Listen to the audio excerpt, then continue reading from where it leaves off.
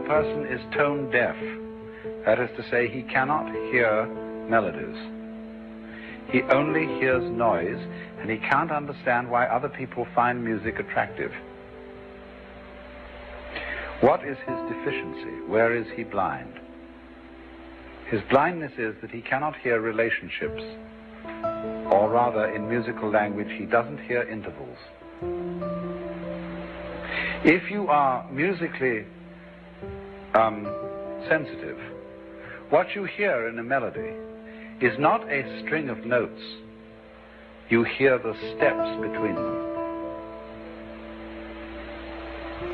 You recognize the major scale of C as ascending. Why do we think of that as up? What does it mean that one sound is higher than another? That's nonsense to a person who's tone deaf. There are just different sounds. There are boomy sounds and squeaky sounds, but they don't rise. You see, he hears no motion because you see, each note is static, and he doesn't hear the lead from one to the other, the step. Also, a person who is a logical positive, this is a tone-deaf philosopher. See? And you can't explain, there's nothing you can do to a tone-deaf person to explain how you hear music, just as there's absolutely no way of making a congenitally blind person understand color.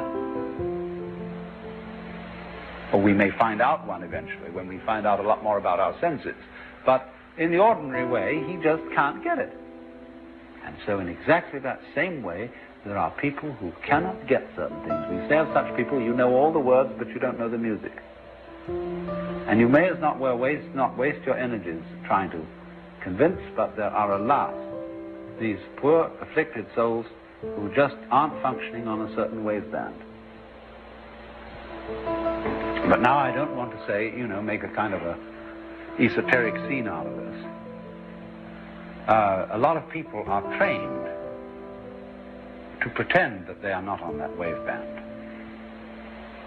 You may be perfectly capable of understanding the relationship between a cause and effect. You know what the relationship is?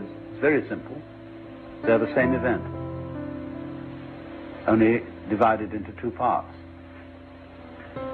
If you see a cat walk by a very narrow window, you see first the head and a little later the tail. If you speak in cumbersome philosophical language, you're going to start talking about the event head being the cause of the event tail. Well, it's all one cat.